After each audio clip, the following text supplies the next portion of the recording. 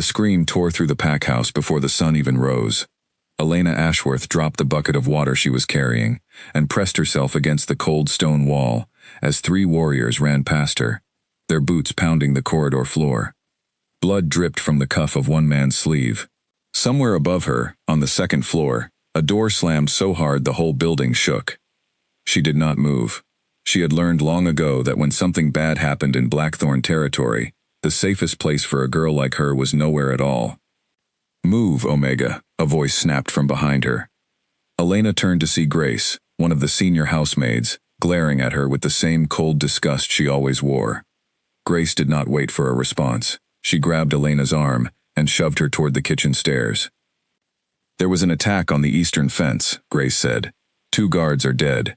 The king wants every hallway clear before he comes through, and if he sees you standing there like a lost stray, you will regret it." Elena did not argue. Arguing had never gotten her anywhere in the 19 years she had lived inside these walls. She hurried down the narrow stairwell into the kitchen, where the ovens were already roaring with heat, and 3 other maids were shouting over each other about what they had heard. "They say it was a rogue pack," one of them, a thin girl named Clara, whispered. "Testing our borders before the treaty talks." "They say the king is furious," another added. "He has not been this angry since his brother died." Elena said nothing.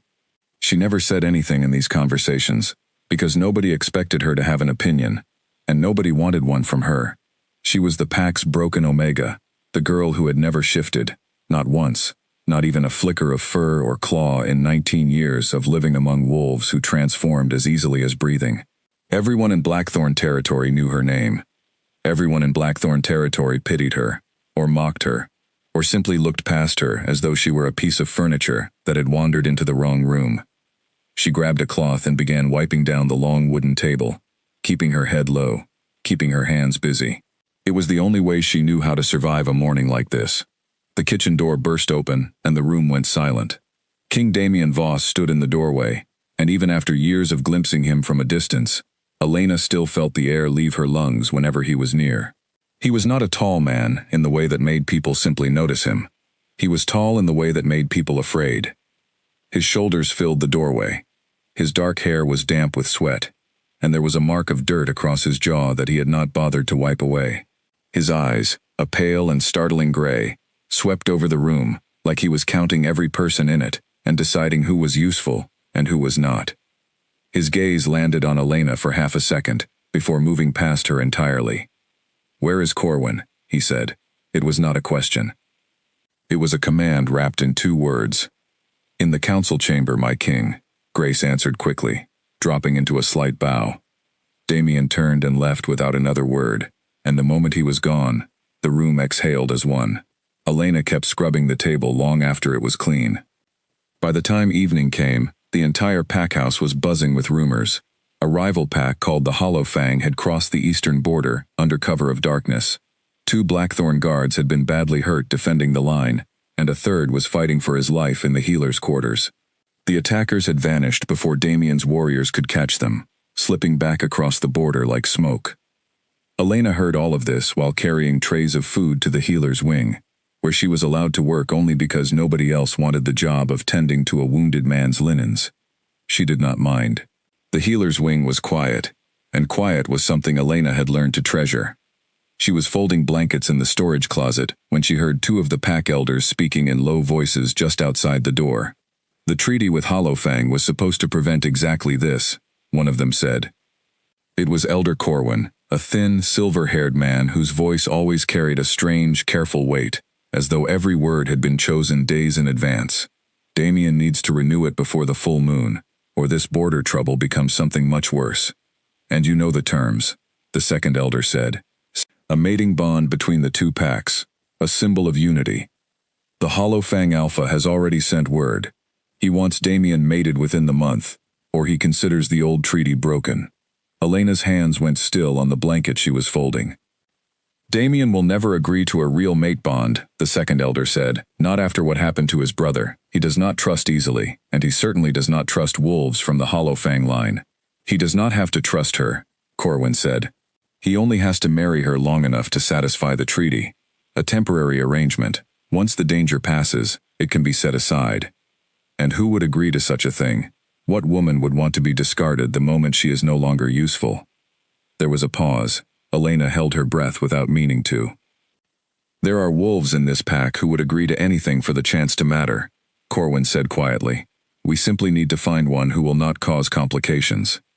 The footsteps moved away, and Elena stood alone in the closet for a long moment, her heart pounding for reasons she could not explain. She did not think about the conversation again until 3 days later, when a summons came to her small room in the servants' quarters. A single folded paper, sealed with the blackthorn crest, telling her to report to the king's study at sundown. Elena read it 4 times before she believed it was real. Nobody sent her summonses.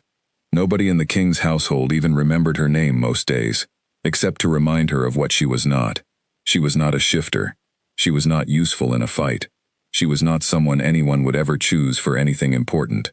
And yet here was a paper with her name written in careful ink, calling her to the one place in the entire fortress she had never set foot inside. She spent the rest of the afternoon in a state of quiet dread, scrubbing floors with hands that trembled slightly, imagining every possible reason the king might want to see her. None of the reasons she imagined were good. When sundown came, she climbed the long staircase to the upper floor of the fortress, past portraits of blackthorn kings who had ruled for centuries, past a hallway of dark wood and flickering lanterns, until she reached a heavy door, guarded by 2 silent warriors. One of them knocked twice, then opened the door and gestured her inside without a word. The king's study was larger than her entire living quarters. Bookshelves rose to the ceiling on every wall, and a fire crackled in a stone hearth big enough to stand inside. Damien sat behind a wide desk, a map of the territory spread out before him, his gray eyes fixed on Elena the moment she stepped through the door. She had never been this close to him before. Up close, he looked older than his years, tired, in a way that had nothing to do with sleep. "You're the Omega," he said. It was not really a question, but there was something in his tone that made it feel like one. "Elena, my king," she said, keeping her eyes down, the way she had been taught since childhood. "Elena Ashworth," he said, as though testing the name. Never shifted, 19 years old, no known bloodline connections, works in the kitchens and the healer's wing. He said it the way someone might read a list of facts off a page, and Elena wondered, with a strange cold feeling, if that was exactly what he had done. "Yes, my king." Damien rose from his chair and walked around the desk, studying her the way she imagined he studied enemy territory before a battle. She forced herself to stand still under his gaze, even though every instinct told her to shrink smaller, to disappear entirely. "I have a proposal for you," he said, "and I want you to understand, before you answer, that I am not asking out of kindness. I do not know you. I have no particular opinion of you, good or bad. This is a matter of necessity, nothing more." Elena said nothing, waiting. "The Hollowfang pack is demanding a mating bond to renew our treaty," Damien continued. "A symbol of unity between our territories. If I do not provide one before the next full moon, they will consider our agreement void, and what happened at the eastern border 3 nights ago will become a regular occurrence, not an isolated incident." "I heard," Elena said quietly, before she could stop herself. Something flickered across Damien's face, surprise perhaps, though it vanished quickly. "Then you understand the situation. I need a temporary mate. Someone who will stand beside me during the treaty renewal, who will wear the bond mark long enough to convince Hollowfang that our alliance is real, and who will ask for nothing beyond that. No real bond, no expectations. Once the treaty is secured and the danger has passed, the arrangement ends, and you return to your life exactly as it was." Elena stared at him, trying to make sense of what he was saying. "Why me?" "Because you have no family to complicate things. No suitors waiting to object. No ambitions within the pack hierarchy that this arrangement might disrupt." His gray eyes studied her for a long moment. "And because you have never shifted, which means you pose no threat to me, no political weight of your own, no chance of trying to make this into something it is not." The words landed like a slap, though Elena kept her face carefully blank. He had chosen her, in other words, because she was nothing, because a wolf who could not shift, could not be a rival, could not be a danger, could not be anything more than a useful shadow standing beside a king for a few weeks. She should have felt insulted.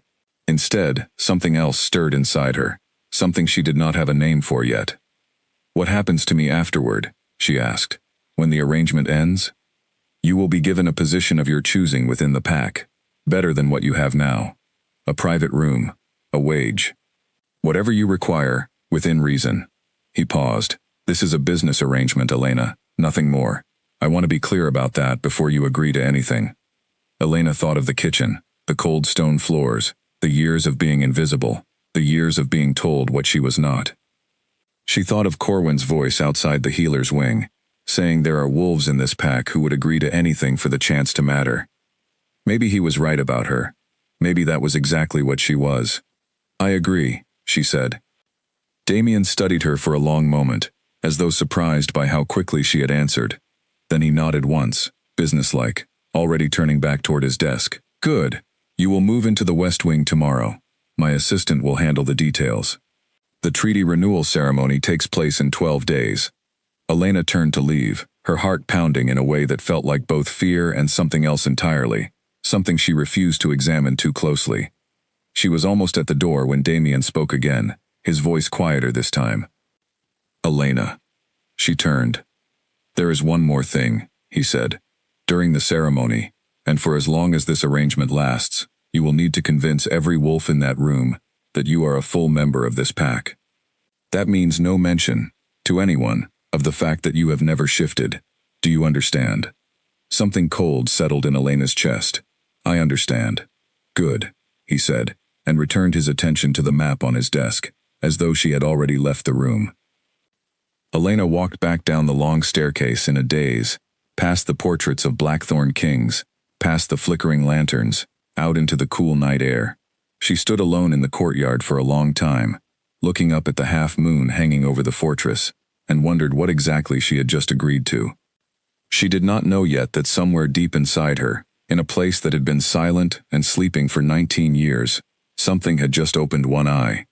That night, for the first time in her life, Elena dreamed of running on 4 legs. She dreamed of moonlight silvering a forest floor, of the wind carrying 1,000 scents she had never known she could name, of a low sound building in her own throat that did not feel like fear. She dreamed of shadow and a hunger so old it did not seem to belong to her, not entirely, as though something ancient had been waiting inside her bones for a door to open. She woke before dawn, her heart slamming against her ribs, and for one impossible moment, she was certain her hands felt wrong, as though they belonged to someone else.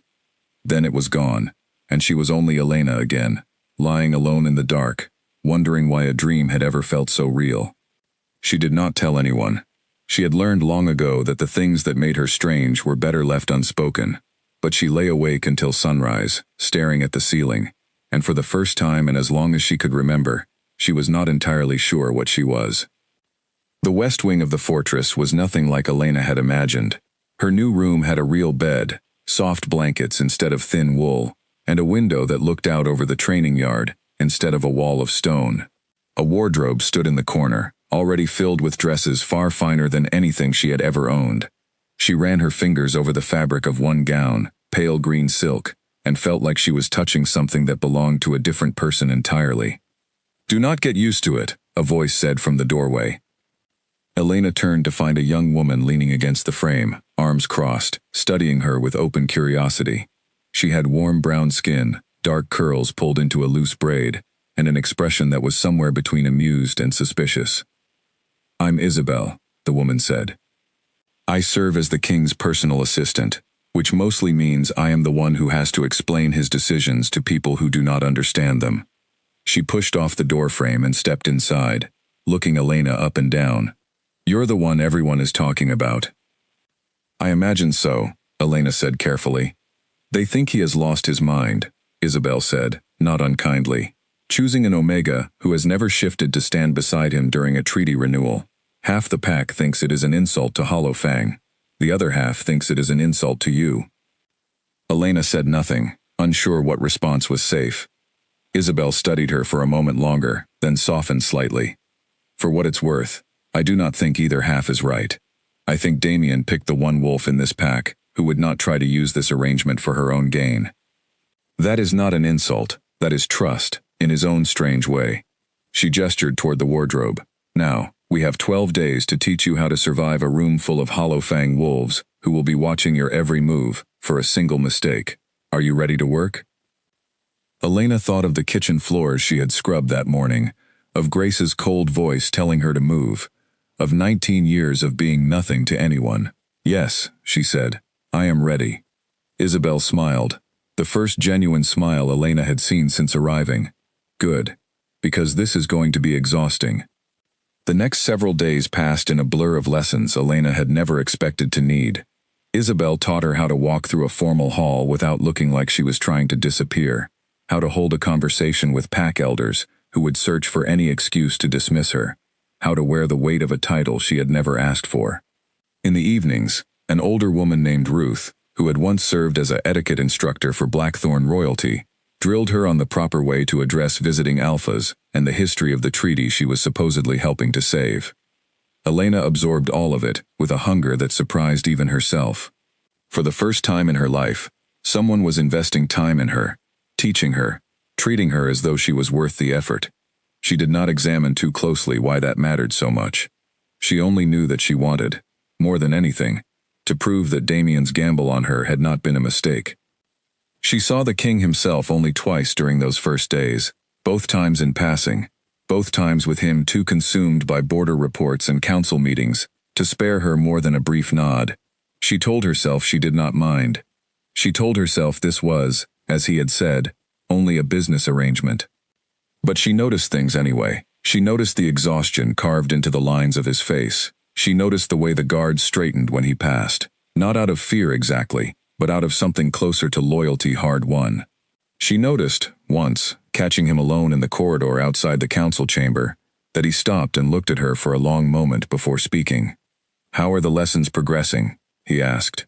"Isabel says I am a fast learner," Elena said. "Ruth says I still hold my shoulders like a servant." Something almost like amusement crossed his face. "Ruth is rarely wrong about posture. I am trying to fix it." Damien studied her for a moment longer than the conversation required. "You do not have to prove anything to me, Elena. This arrangement does not depend on whether Ruth approves of your shoulders. It might depend on whether Hollow Fang believes I belong beside you," Elena said, "and I would rather not be the reason this treaty fails." Something shifted in his expression, subtle enough that she almost missed it. Respect, perhaps, or at least the beginning of it. "That is a fair point," he said, and then, because his attention was needed elsewhere, he was gone again, leaving Elena alone in the corridor, with her heart beating strangely fast. On the fifth night, Elena had the dream again. It was more vivid this time. She ran through a forest she did not recognize, moonlight breaking through the canopy in silver ribbons, the ground cool and damp beneath paws that were somehow hers, and not hers at the same time. She could smell everything, the pine and the earth, and the distant scent of water, layered and rich in a way her human senses had never experienced. And beneath it all, she could feel something enormous stirring, patient and ancient, watching the world through her eyes without yet claiming them fully. She woke, gasping, her sheets damp with sweat, her hands trembling as she pressed them to her chest to feel her own human heartbeat. This was not a normal dream. She had heard enough stories from other wolves in the pack to know that shifter dreams, the kind that came before a first change, were supposed to fade by the time a wolf reached maturity. Nobody her age still dreamed of shifting. Nobody who had never once transformed, not in childhood, not in the difficult years of adolescence when every other wolf in the pack had gone through their first change, should still be having dreams this real, this consistent, growing stronger with each passing night. She thought of asking Isabel about it, or Ruth, or anyone who might understand, but she remembered Corwin's voice in the hallway outside the healer's wing, and something told her to keep this to herself a little longer. On the 8th day, disaster nearly struck during a practice session in the Great Hall. Elena stood beside an empty throne, walking through the ceremony steps with Ruth guiding her movements, when the doors burst open, and a dozen pack members flooded in, dragging a wounded scout between them. Blood streaked across the marble floor. The scout, a young man Elena vaguely recognized from the kitchen's supply deliveries, was barely conscious, his shoulder torn open in a way that made several of the maids gasp and look away. Hollow Fang scouts crossed the border again, someone shouted. They caught him watching the eastern ridge. Chaos erupted around her. Warriors called for the healer. Someone shouted for Damien, who arrived within moments, his expression darkening the instant he saw the wound. Elena found herself pressed against the wall, out of the way, watching the scene unfold with a strange, distant clarity. And then something happened that she could not explain. Not then. Not in the days that followed. As the healer knelt over the scout, struggling to stop the bleeding with hands that shook from urgency, Elena felt a pull in her chest, sudden and overwhelming, as though something inside her recognized the danger and needed, to respond to it. Her vision sharpened at the edges. The metallic scent of blood, which should have made her nauseous, instead sent a strange thrill of awareness through her entire body. For one terrifying second, she was certain her fingernails had begun to lengthen. She pressed her hands against the stone wall behind her and forced herself to breathe, to look away, to bury whatever was happening inside her before anyone noticed. When she finally trusted herself to look up, she found Damien watching her from across the room, his gray eyes narrowed with something she could not read. Not suspicion exactly. Something closer to curiosity, sharp and unsettling. He did not say anything, but he did not look away either. Not until the healer had stabilized the scout, and the crowd began to disperse, and by then, Elena's heart was pounding so hard she could hear it in her own ears. That night, she did not dream of running through the forest. She dreamed of teeth and moonlight, and a voice that was not quite a voice, whispering from somewhere deep inside her own chest. Soon, the council chamber fell silent the moment Damien raised his hand. Elena stood at the back of the room, half hidden behind a stone pillar, watching a scene she had not been invited to witness, but had been sent to observe by Isabel, who insisted she needed to understand the pressures Damien faced before the treaty ceremony. Around the long table sat the pack elders, including Corwin, whose pale eyes flicked briefly toward Elena before returning to the king. "The scout confirms it," said a broad-shouldered man, Elena recognized as the head of Damien's border guard. "Hollow Fang is testing our defenses. Small incursions, quick retreats, nothing large enough to justify open conflict, but enough to remind us they can reach our territory whenever they choose." "They are sending a message," Corwin said smoothly. "Renew the treaty, or face what comes next." "We know what they want," Damien said, his voice low and controlled in a way that somehow felt more dangerous than shouting would have. "The renewal ceremony proceeds in 9 days. My mate bond with Elena Ashworth will be presented as proof of alliance, exactly as agreed." A murmur rippled around the table.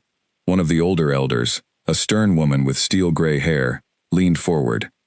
"My king, forgive my bluntness, but is this truly wise?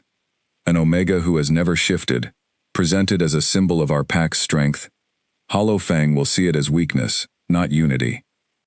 Hollow Fang will see a mate bond that satisfies the treaty's exact terms," Damien said. "The terms do not specify the shifting status of my chosen mate. If they object, they will be objecting to conditions they themselves wrote. And if they investigate further?" The woman pressed. "If they discover the truth about her." Elena's stomach tightened, but Damien did not so much as glance in her direction, his gaze steady on the elder across the table.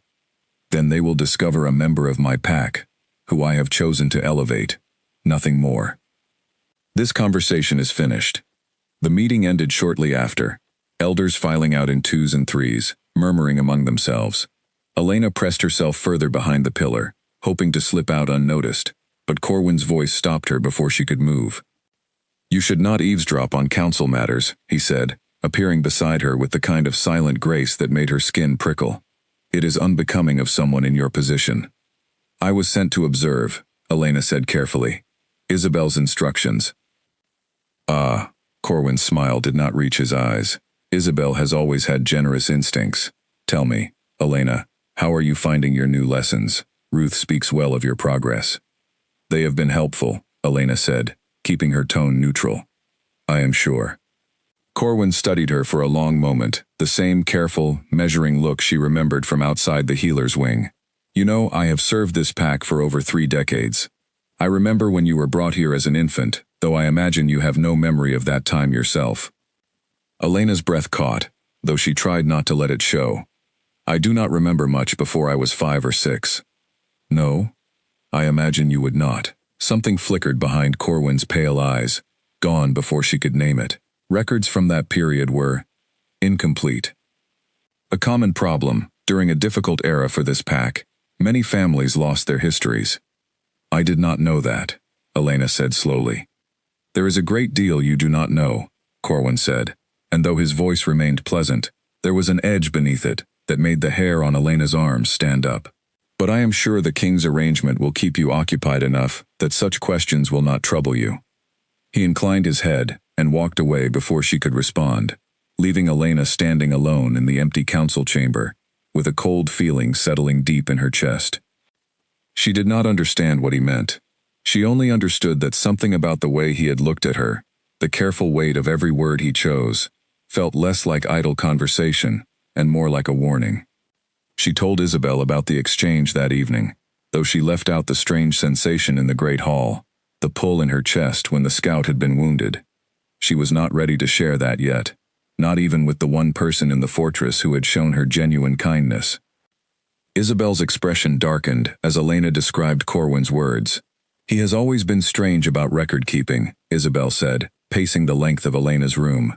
There have been rumors for years that some of the pack's oldest bloodline records were altered, decades before either of us were born.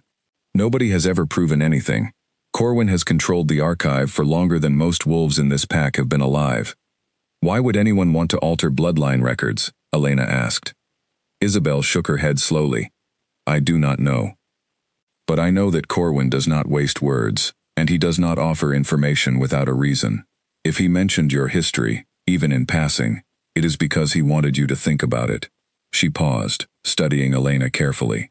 Do you know anything about your family? Your birth pack? Nothing, Elena admitted. I was told I was found as an infant, near the northern border, no family to claim me. The pack took me in, because that is what packs do. I never questioned it further. Maybe you should start, Isabel said quietly. That night, sleep did not come easily. Elena lay awake staring at the ceiling, turning Corwin's words over in her mind, trying to make sense of the cold warning she had felt beneath his pleasant tone. Records from that period were incomplete, a common problem during a difficult era for this pack. What kind of difficult era erased an infant's history so completely that even her own bloodline remained a mystery 19 years later? When she finally drifted into sleep, the dream returned, stronger than ever before. She ran through the forest again, but this time she was not alone. Something ran beside her, matching her pace, a presence she could feel but not see, ancient and patient and utterly certain of itself. The moon above the trees was not the pale silver of an ordinary night. It burned red, deep and heavy, staining the forest floor in shades of crimson. A voice whispered through the trees, layered and strange, neither male nor female, neither young nor old. The moon remembers what your pack forgot. Elena woke with a gasp, her whole body trembling, and found that her hands, for just a moment, did not look entirely like her own. The banquet hall glittered with candlelight the night the Hollowfang delegation arrived early, 7 days before the treaty ceremony was even scheduled, an unannounced visit that threw the entire fortress into a scramble of preparation. Elena stood beside Damien, at the head of the long table, dressed in a deep blue gown Isabel had chosen for exactly this kind of emergency, her hair pinned back in a style Ruth had drilled into her the week before. She kept her spine straight, her expression calm, though her heart hammered beneath the fabric of her dress, as the Hollowfang Alpha, a broad man named Edmund Vane, studied her from across the table with open scrutiny. So this is the one, Edmund said, his voice carrying easily over the low hum of conversation. The king's chosen mate. Elena Ashworth, Damien said, his hand finding the small of her back, a gesture that felt practiced and yet, strangely, not entirely false. She will stand beside me during the renewal ceremony, as agreed. Edmund's gaze lingered on Elena a moment longer than comfort allowed. You do not smell like the Blackthorn bloodlines I remember. Interesting. Elena's pulse spiked, but she kept her voice level. My family history is not well documented. I was raised within the pack from a young age. Fascinating, Edmund said, though his tone suggested he found it anything but reassuring. He turned back to Damien. I confess, I expected a stronger match. Someone with real standing, real power. This treaty is meant to symbolize the strength of our alliance, not a passing arrangement. The table went quiet. Elena felt every eye in the room shift toward her, weighing her, finding her lacking. Elena's standing within my pack is not yours to question, Damien said, his voice dropping into something colder, sharper. The treaty requires a mate bond. It does not require your approval of her bloodline. Edmund studied Damien for a long moment, then smiled, though the expression did not reach his eyes. Of course, forgive my curiosity. I only wish to ensure this alliance is built on solid ground, for both our sakes. The dinner continued, tense beneath its surface politeness, and Elena found herself grateful for every lesson Ruth had drilled into her over the past week. She navigated the conversation carefully, answering questions about pack traditions with practiced ease, deflecting anything that veered too close to her personal history. It was during the second course that the attack happened. A servant approached the table with a tray of wine, and Elena, watching from the corner of her eye, caught something wrong in the way he moved. Too stiff, too deliberate, his gaze fixed on Damien with an intensity that had nothing to do with serving dinner. Her whole body went cold with sudden, instinctive alarm. "Damien," she said, low and urgent, grabbing his arm just as the servant's hand moved toward his sleeve, revealing the glint of a hidden blade. What happened next occurred faster than Elena could fully process. Damien moved with terrifying speed, catching the attacker's wrist before the blade could find its target, twisting hard enough that the weapon clattered to the floor. Warriors flooded the hall from every entrance, and within seconds, the servant was restrained, pinned to the ground, shouting something in a language Elena did not recognize. Chaos erupted around the table. Edmund rose to his feet, shouting denials, insisting the man was not one of his people, that this was a trap designed to make Hollowfang look guilty. Damien, breathing hard but otherwise unharmed, turned his gaze toward Elena, with an expression she could not fully read. "You saw him before I did," he said, quiet enough that only she could hear. "How?" Elena opened her mouth, then closed it again, because she did not have an answer that made sense. She had not seen anything unusual in the servant's face or posture that any careful observer could not have noticed. And yet something inside her had recognized the danger, a full second before her conscious mind understood why. A flash of instinct so sharp and certain, it had felt like a physical pull toward Damien, an urgency to protect him that she could not explain through simple observation alone. "I don't know," she admitted. "I just knew." Damien studied her for a long moment, something shifting behind his gray eyes, before the moment was interrupted by warriors dragging the restrained attacker from the hall, and Edmund's continued protests demanding answers. The rest of the evening passed in a blur of interrogation and diplomatic tension. The attacker, once questioned, revealed nothing useful, his mind apparently clouded by some kind of compulsion neither pack's healers could immediately identify. Edmund departed before dawn, furious and unconvinced of his own innocence in the matter, promising that Hollowfang would investigate the incident on their own terms. Elena did not see Damien again until the following afternoon, when Isabel summoned her to the king's study with an urgency that left no room for questions. Damien stood by the window when she entered, his back to the door, staring out over the training yard with an expression Elena could not see, but could feel, tension radiating from him like heat from a flame. "Close the door," he said without turning. Elena did, her heart beginning to pound again, though for entirely different reasons than the night before. "I had my healers examine the servant's blood after he was subdued," Damien said, finally turning to face her. "There were traces of a compound in his system, something designed to suppress a wolf's natural instincts, to make him more susceptible to outside suggestion. Someone planted him in my household weeks ago, patient enough to wait for the right moment." "You think it was Hollowfang," Elena said. "I think someone wants me to believe it was Hollowfang," Damien said, "which is not the same thing." He crossed the room slowly, stopping a few feet from where she stood. "I also had my healers examine you." Elena's breath caught. "What?"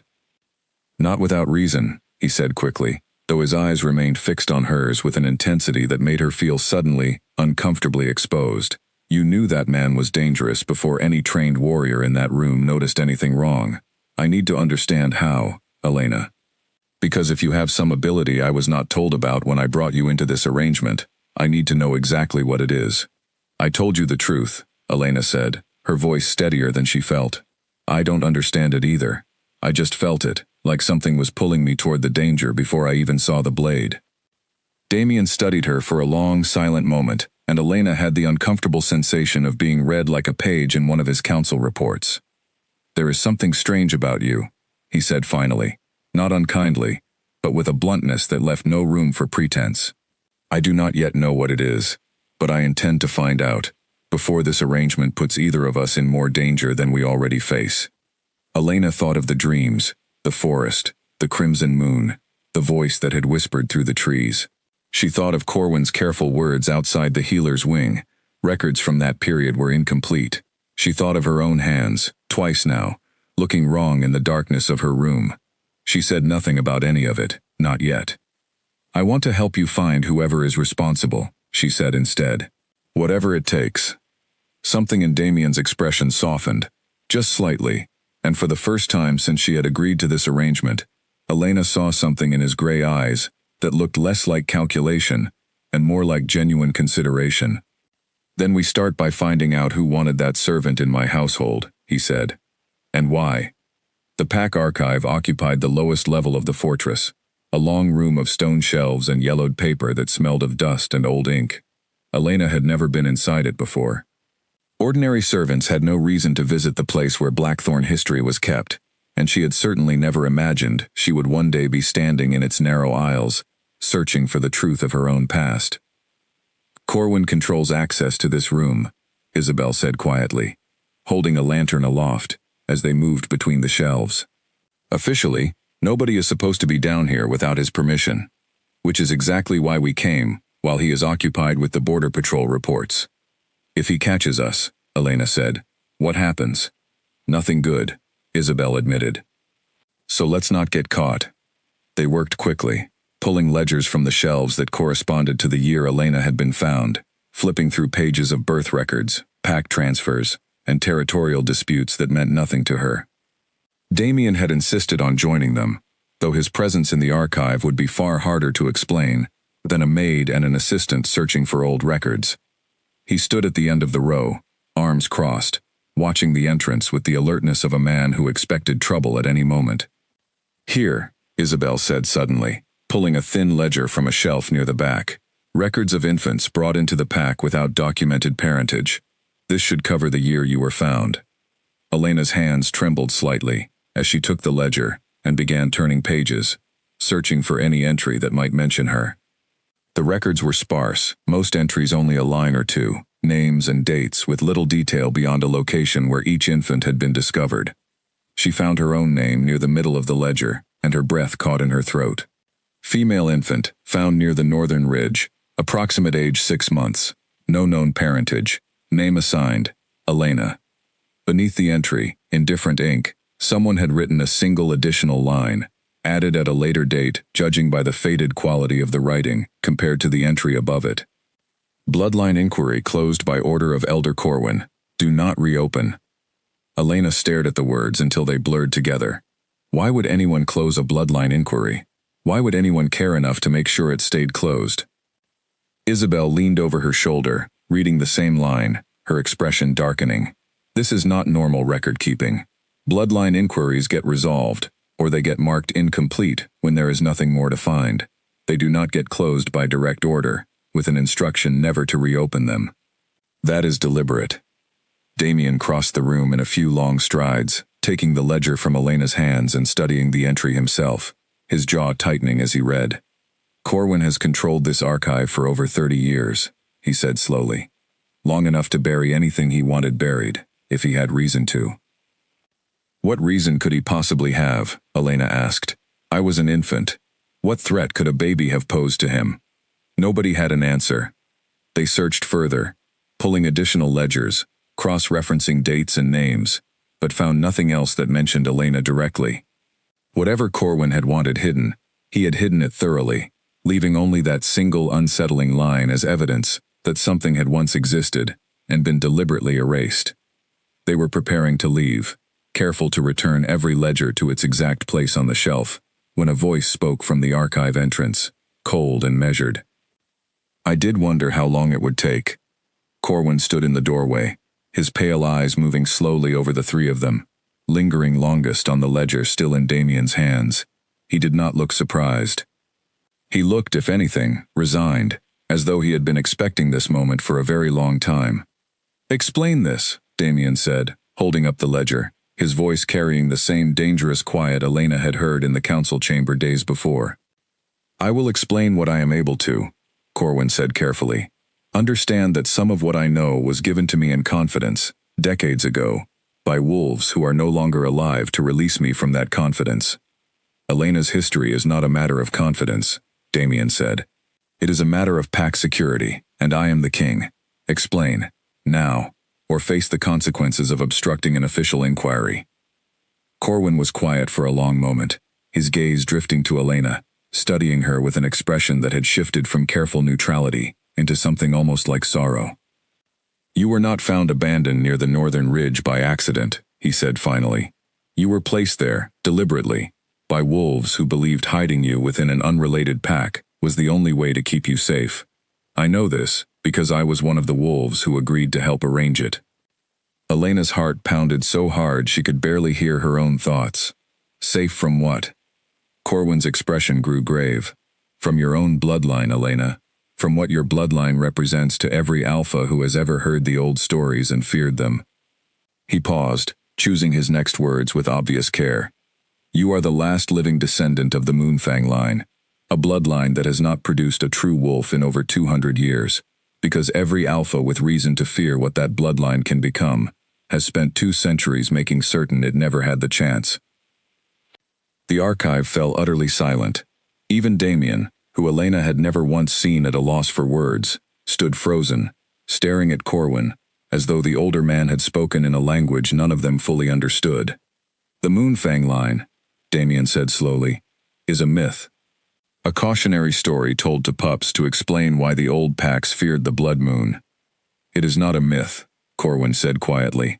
"It was real once, terrifyingly real, and the packs of that era nearly destroyed each other trying to control it. I did not falsify these records to harm you, Elena. I falsified them to protect you, because I believed, and still believe, that the world is not ready for what you might become."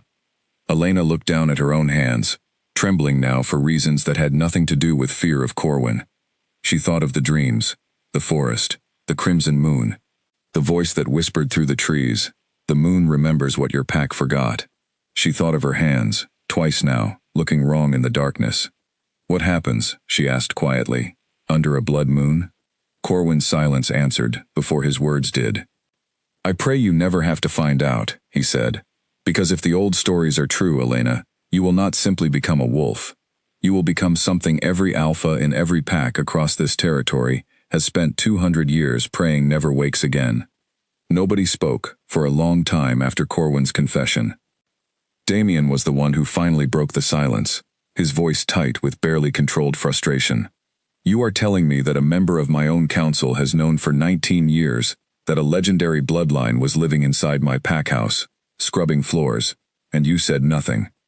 "I said nothing because there was nothing to say," Corwin replied, though for the first time since Elena had known him, his careful composure seemed to waver. "The Moonfang bloodline has not produced a true awakening in 2 centuries. I hoped, genuinely hoped, that Elena would live her entire life without ever needing to know what slept inside her. A wolf who never shifts, causes no one any harm. A wolf who becomes what the old stories describe, causes harm to everyone, including herself." "You should have told me," Damien said. "The moment I brought her into this arrangement, you should have told me exactly what I was involving my pack in." "Would you have chosen her, if I had?" Corwin asked quietly. "Or would you have seen only the danger, and sent her away before she ever had the chance to prove herself capable of anything at all?" Damien did not answer, and the silence that followed told Elena everything she needed to know. She excused herself from the archive shortly after, unable to stand in that dusty room a moment longer, surrounded by ledgers and secrets and the weight of a history she had never asked for. Isabel found her an hour later, sitting alone on the low wall outside the training yard, watching the sun sink behind the fortress towers. "You do not have to talk about it," Isabel said, settling beside her, "but I am here, if you want to." "I don't even know what there is to say," Elena admitted, My whole life I thought I was broken. A wolf who could not shift. A failure. Someone everyone pitied or ignored. And now I find out I am not broken at all. I am something people have spent 200 years being afraid of. She wrapped her arms around herself. I don't know which version of myself is worse. Neither version is worse, Isabel said firmly. You are not broken. And you are not a monster. You are a person, Elena. Whatever else you might become. That has not changed, no matter what Corwin told you today. Elena wanted to believe that. She was not entirely sure she did. That evening, Damien sought her out himself, finding her still on the low wall long after Isabel had gone to arrange dinner. He sat beside her without asking permission, close enough that she could feel the warmth radiating from him in the cooling evening air. I am sorry, he said, which surprised her enough that she turned to look at him directly. Not for choosing you. For not knowing what I was choosing. You deserved honesty from the moment you agreed to this arrangement, and instead, you have spent the past week discovering pieces of your own life secondhand, from a man who has been lying to you for as long as you can remember. It is not your fault, Elena said. You did not know either. No, Damien agreed. But I am the king. Whatever happens within these walls is ultimately my responsibility, including secrets kept by my own counsel for 2 decades. He paused, studying her profile in the fading light. Are you afraid of what Corwin told you? Elena considered the question honestly before answering. I don't know. I have spent my whole life afraid of being nothing. Now I am supposed to be afraid of being something enormous instead. I don't know how to hold both of those fears at the same time. Damien was quiet for a moment. For what it is worth, he said finally, I am not afraid of you. I do not know what the Moonfang bloodline truly is. Beyond old stories, half of which are probably exaggerated beyond recognition. But I have watched you these past days, Elena. I have watched you learn a role you were never trained for. Watched you sense danger before trained warriors noticed it. Watched you carry yourself with more dignity than most wolves born into privilege ever manage. Whatever sleeps inside you, I do not believe it changes who you are underneath it. Elena turned to face him fully, something warm and unfamiliar rising in her chest at his words. You barely know me, she said softly. I am learning, Damien said, and for the first time since she had met him, his gray eyes held something that had nothing to do with strategy, or treaties, or political necessity. Neither of them moved for a long moment, the space between them charged with something Elena had no experience navigating. It was Damien who finally looked away first, clearing his throat, the careful, controlled king reasserting himself over whatever had briefly softened in his expression. The treaty ceremony is in 5 days, he said, his voice returning to its usual measured tone. Whatever else is happening, we need to be ready for it. Hollow Fang will be watching for any sign of weakness, and now, more than ever, we cannot afford to give them one. I understand, Elena said, though part of her mourned the loss of the moment that had just passed between them. As they walked back toward the fortress together, Elena found herself thinking not of Corwin's warnings, or the danger the Moonfang bloodline supposedly represented, but of the way Damien's voice had softened when he said he was learning who she was. She did not know what frightened her more anymore, the possibility of what she might become, or the possibility of how much she was beginning to hope this arrangement might one day become something real. That night, the dream changed again. She stood in the forest clearing, the crimson moon hanging low and heavy above the trees, and for the first time, the presence beside her stepped forward into view. It was not a wolf, not entirely, but something larger, older, its form shifting at the edges, like smoke caught in moonlight. It did not speak in words this time. It simply looked at her, patient and knowing, and Elena understood, without being told, that it was waiting. Not yet, she told it, though she did not know if it could hear her, or if the words even mattered. The presence inclined its head, as though it understood, and the dream dissolved into darkness. 3 days before the treaty ceremony, Elena found a folded note pushed beneath her door sometime in the early hours of the morning. She almost missed it, stepping over the pale paper on her way to wash before her lessons with Ruth, until something made her pause and look down. There was no seal, no signature, only a few lines written in handwriting she did not recognize. The Moonfang line was not hidden to protect you. It was hidden to protect them. Ask Corwin what happened to the wolves who raised you before the pack took you in. Ask him why none of them are still alive. Elena read the note 3 times, her hands growing colder with each pass. She thought immediately of showing it to Damien, but something held her back. A small, cautious voice reminding her that she still did not fully understand who around her could be trusted. Corwin had lied to her for 19 years out of what he claimed was protection. Someone else, now, was offering information anonymously, in the shadows, refusing to put their own name to the words. She showed it to Isabel instead, trusting her more than almost anyone else in the fortress. Isabel's expression turned grim as she read the note. This could be nothing, she said slowly. A rumor, or someone trying to frighten you before the ceremony. But it could also be someone who genuinely knows something Corwin has not told you. Do you think it is true? Elena asked. That the wolves who raised me before I came here are gone? I do not know, Isabel admitted, but I think you deserve the truth, whatever it costs to get it. They confronted Corwin together that afternoon, finding him in the archive once again, surrounded by the same dusty ledgers that had already revealed one buried secret.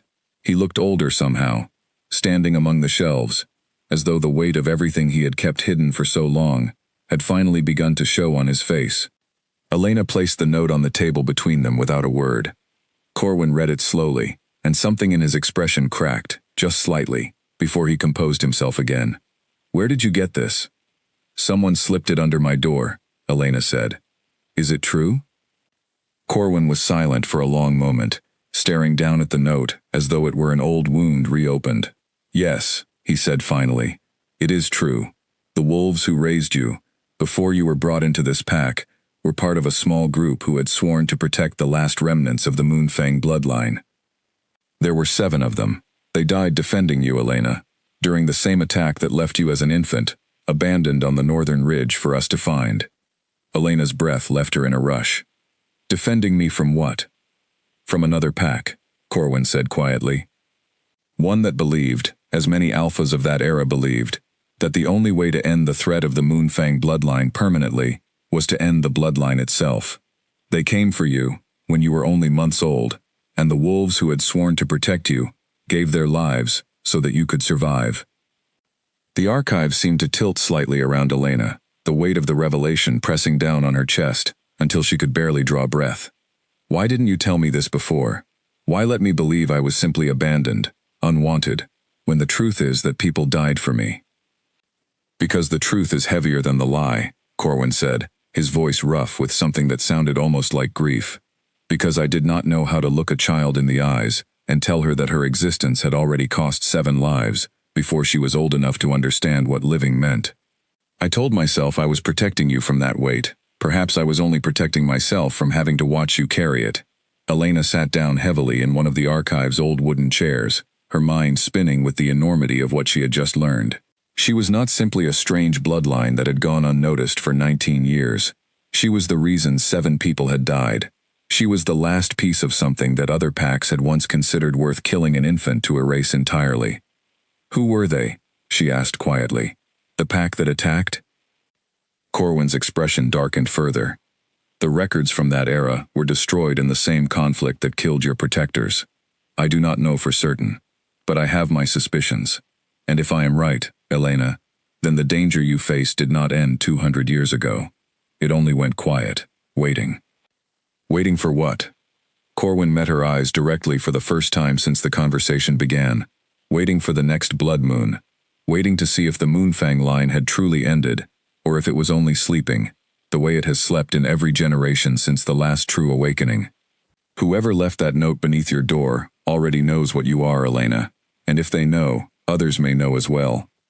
Elena thought of the servant with the hidden blade during the Hollowfang dinner. She thought of the strange compound found in his blood, designed to suppress instinct and heighten suggestion. She thought of Edmund Vane's careful probing questions about her scent, her bloodline, her standing within the pack. You think Hollowfang already suspects, she said slowly. I think, Corwin said, that we no longer have the luxury of assuming anyone around us is simply what they appear to be. That night, Elena told Damien everything. The note, Corwin's confession, the 7 wolves who had died protecting an infant they had never even seen grow up. Damien listened in grim silence, his expression growing darker with every detail, until finally he rose from his chair and crossed to the window, staring out at the darkening sky, with his jaw set hard. "The treaty ceremony is in 2 days," he said finally. "If someone within Hollowfang, or within my own pack, already knows what you are, they may use the ceremony as an opportunity to act. I need you to consider carefully, Elena, whether you still wish to stand beside me when that day comes.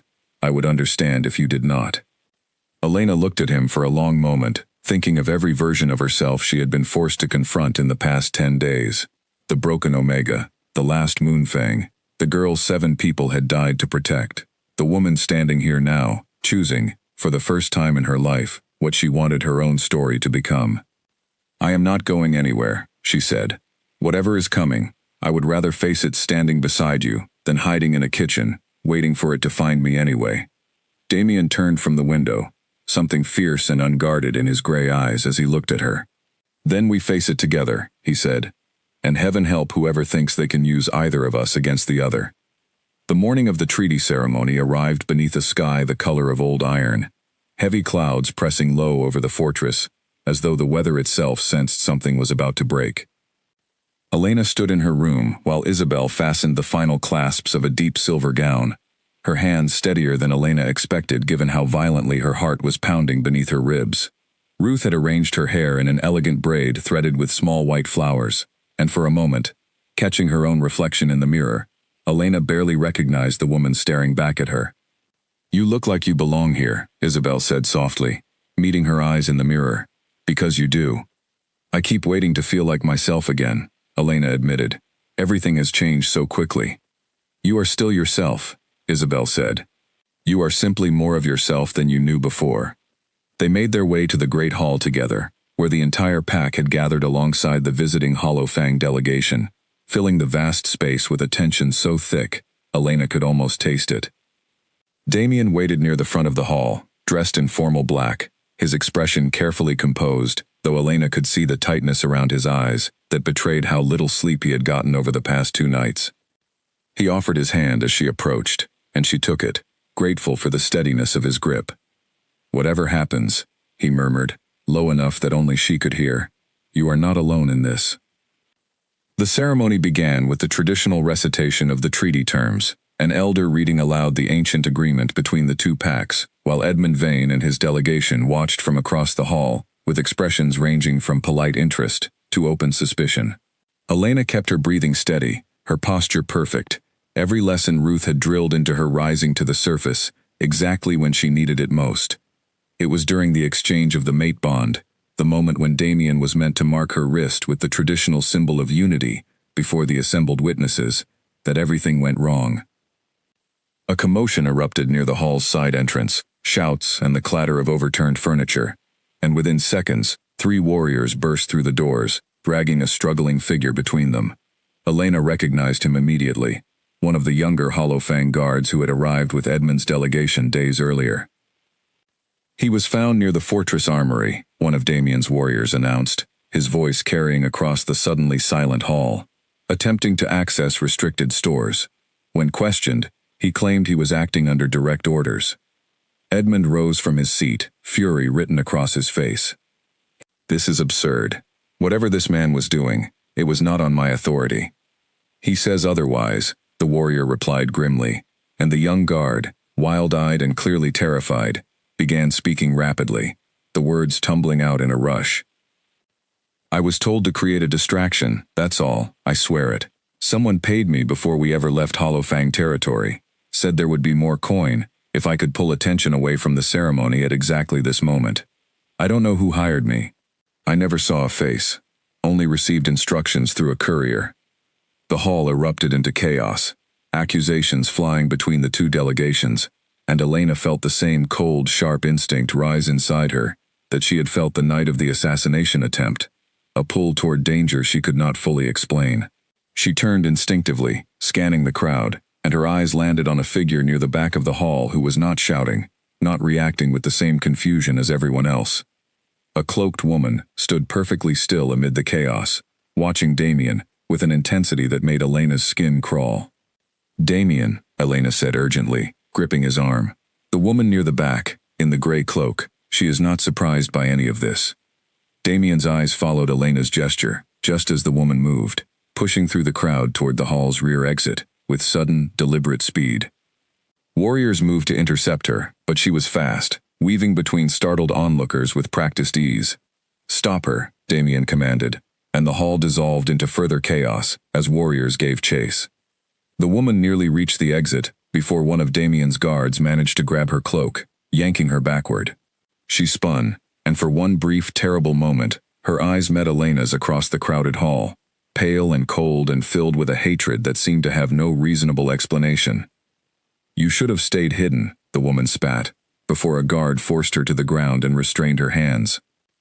Damien crossed the hall in long, furious strides, Elena close behind him, until they stood over the captured woman. "Who sent you?" he demanded. The woman said nothing, her jaw clenched tight, defiance burning in her pale eyes, even as the guards held her down. It was Corwin who approached from the crowd, studying the woman's face with sudden, dawning recognition that drained the color from his own. "I know this woman," he said quietly, loud enough only for Damien and Elena to hear. "Her name is Greta. She served the pack that attacked Elena's protectors 19 years ago. I thought that pack had been scattered, its survivors long since absorbed into other territories." "Apparently not all of them," Damien said grimly. Greta's lips curled into something that was almost a smile, despite her restraints. "Scattered, yes. Forgotten, never. We have been waiting 19 years for the Moonfang line to either die quietly or reveal itself. It seems we finally have our answer." Elena felt the hall's attention shift toward her, dozens of eyes suddenly sharp with new understanding, and she realized, with a sinking, cold certainty, that whatever secret Corwin had spent 19 years protecting had just been spoken aloud in front of every wolf from both packs gathered in that hall. There was no more hiding what she was. Edmund Vane stared at her, his earlier fury transforming into something far more calculating. "The Moonfang line," he repeated slowly, turning the words over as though testing their weight. "Well, that certainly changes the nature of this treaty, does it not?" Damien stepped forward, positioning himself slightly in front of Elena, his voice carrying the full authority of his title. "Nothing about this treaty has changed. Elena stands beside me as my chosen mate, exactly as agreed. What she is does not alter the terms we negotiated. Does it not?"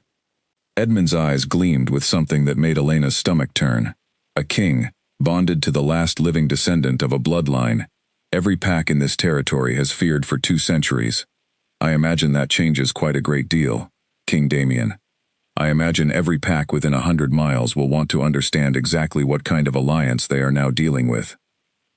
The hall fell into uneasy silence, and Elena understood, with sudden clarity, that whatever quiet arrangement she and Damien had once hoped to maintain had just shattered completely, in front of witnesses who would carry the news to every territory across the land before the sun set that evening. The blood moon was still 3 days away. Somehow, Elena suspected, it could not arrive soon enough. The 3 days following the disastrous ceremony passed in a blur of tightened security and mounting dread. News of Elena's bloodline spread faster than Damien's guards could contain it, carried by whispers among the servants, by messengers Edmund Vane had undoubtedly sent racing back to Hollowfang territory, by the frightened glances of pack members, who now looked at Elena as though she might transform into something monstrous without warning. Grace, who had once shoved her toward the kitchen stairs with casual disdain, now avoided meeting her eyes entirely. Clara, the young maid who had once whispered rumors in the kitchen, crossed herself with an old superstitious gesture whenever Elena passed. Elena told herself it did not matter. She told herself she had survived 19 years of being pitied and dismissed, and she could survive this new version of being feared instead. But some nights, alone in her room, the isolation pressed down on her chest until she could barely breathe. Damien, for his part, refused to let the fear spreading through the pack change anything about how he treated her.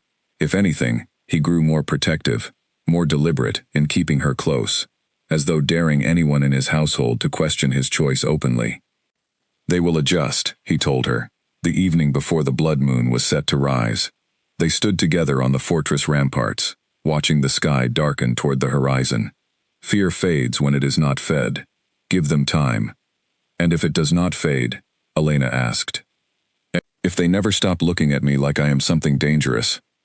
Damien turned to face her fully, his expression serious. Then they will have to learn to live with a king who does not particularly care what they think of his choices. He paused, something softer entering his voice. For what it is worth, I do not look at you that way. I never have. Elena managed a small, tired smile. You looked at me plenty strangely, the first time you called me to your study. That was calculation, not fear, Damien said. There is a difference. And now? Damien was quiet for a long moment, his gray eyes searching her face in the fading light. Now I find myself hoping, against every ounce of political sense I possess, that this arrangement does not end when the danger passes. I did not expect that. I am not entirely certain what to do with it. Elena's heart stuttered in her chest. Damien. Before she could finish, a sharp cry rang out from the courtyard below, cutting through the quiet evening like a blade. Both of them rushed to the rampart's edge, looking down to see chaos erupting near the training yard, warriors shouting, several figures locked in what appeared to be a sudden violent struggle. Greta escaped her cell. A guard shouted up at them, breathless from running. She had help. Several intruders breached the eastern wall during the shift change. Damien's expression hardened instantly, all softness vanishing beneath the king's cold, practical fury. How many intruders? At least a dozen, my king. They are moving fast, and it looks like they are heading toward the West Wing. Elena's blood went cold. The West Wing. Her room. They are not after the fortress, she realized aloud, horror dawning in her chest. They are after me. Damien was already moving, shouting orders to the guards below, calling for reinforcements to converge on the West Wing immediately. Elena followed close behind him as they descended from the ramparts, her heart hammering with a fear that felt different from anything she had experienced before, sharper, more urgent, laced with something that was not entirely her own panic. They reached the West Wing corridor just as the fighting spilled into it, warriors from both sides clashing in the narrow hallway, the sound of impact and shouted commands echoing off the stone walls. Elena pressed herself against the wall, watching in horror as one of Damien's guards fell, wounded, and Greta's masked companions pushed forward with terrifying determination. Take her and go. Greta's voice rang out from somewhere in the chaos, cold and commanding. The bloodline ends tonight, one way or another. A masked figure broke from the fighting and lunged toward Elena, and every instinct in her body screamed at once, an overwhelming, ancient panic that had nothing to do with ordinary human fear. She felt something inside her chest crack open, a pressure building behind her ribs, so intense it felt like her bones might splinter from the force of it. Damien moved to intercept the attacker, but he was too far, too many bodies between them, and Elena watched with dawning terror as the masked figure raised a blade meant for her. Time seemed to slow. The pressure inside her chest reached a breaking point she could no longer contain, no longer wanted to contain, and for the first time in 19 years, Elena Ashworth stopped fighting the thing that had been sleeping inside her. She let go. Pain tore through her body, unlike anything she had ever imagined, bones reshaping themselves in an instant that felt both agonizing and impossibly natural, as though her body had simply been waiting 19 years to remember what it was always meant to be. She heard herself make a sound that was not quite human and not quite wolf, something ancient and enormous, and the last thing she saw before her vision shifted into something sharper, more vivid, painted in colors she had never known existed, was Damien's face, frozen in shock, as the woman he had chosen out of necessity disappeared, and something else entirely rose to take her place. The corridor fell silent, save for the sound of ragged breathing, and the soft, impossible glow of crimson light pulsing from where Elena had stood only seconds before. Where a frightened woman had crouched against the stone wall, a creature now stood, larger than any wolf Damien had ever seen, its fur shot through with deep red light that seemed to come from beneath the skin rather than reflecting any external source. Its eyes burned gold, ancient and vast, filled with an awareness that felt far older than the 19 years Elena had walked the earth as a woman. The masked attacker, who had lunged toward her, froze mid-motion, his blade forgotten, his entire body trembling with a fear so primal, it seemed to override every instinct that had carried him this far. The creature that had been Elena did not attack immediately. It simply looked at him, and something in that golden gaze made the attacker stumble backward, dropping his weapon entirely, turning to flee down the corridor without another word. The other intruders scattered just as quickly, Greta's forces breaking apart in the face of something none of them had truly believed they would ever see confirmed with their own eyes. Within moments, the corridor that had been a battleground was empty of enemies, save for Greta herself, who stood frozen near the far end, staring at the creature with an expression caught between triumph and horror. "So it is true," she breathed. The line never truly ended. The creature turned toward her, and Damien, still frozen against the wall, felt something in his chest, seize with terror, unlike anything he had experienced in years of leading warriors into battle. This was not fear of Elena. It was fear for her, watching the ancient power moving through her body, uncertain whether the woman he had come to care for so deeply in these past weeks still existed somewhere within the enormous, glowing form standing before him. "Elena," he called out, his voice raw. "Elena, if you can hear me, come back. You do not need to do this alone." The creature paused, its massive head turning slowly toward him, golden eyes fixing on his face, with an intensity that made his knees nearly buckle. For a long, terrifying moment, nothing happened. Then, slowly, something shifted in that ancient gaze, a flicker of recognition breaking through the vast, unfamiliar power. Greta, seeing her chance slipping away, lunged forward with a hidden blade of her own, aiming for the creature's exposed flank. Damien did not think. He moved without hesitation, throwing himself between Greta's blade and Elena's transformed body, catching her wrist mid-strike and forcing the weapon downward with every ounce of strength he possessed. The two of them struggled for only a moment before Damien's guards, finally catching up to the chaos, swarmed Greta and pulled her away, restraining her fully this time, with no chance of escape. The immediate danger passed, but Damien's relief was short-lived. Behind him, Elena's transformed body had begun to shudder violently, the crimson light beneath her fur, flaring and dimming in unstable pulses, as though the ancient power was overwhelming her, rather than settling into place. A low, agonized sound rose from her throat, and Damien understood, with sudden clarity, that the transformation itself was threatening to consume her entirely. "Someone find Corwin," he shouted. "Now." Corwin arrived within minutes, his face draining of color the moment he saw the scene before him. "The old stories," he said, breathless. "They warn that a first awakening under the blood moon can be too much for an untrained mind to bear. Without an anchor, without something to pull her back toward herself, she may lose herself entirely within the power." "An anchor," Damien repeated. "What kind of anchor?"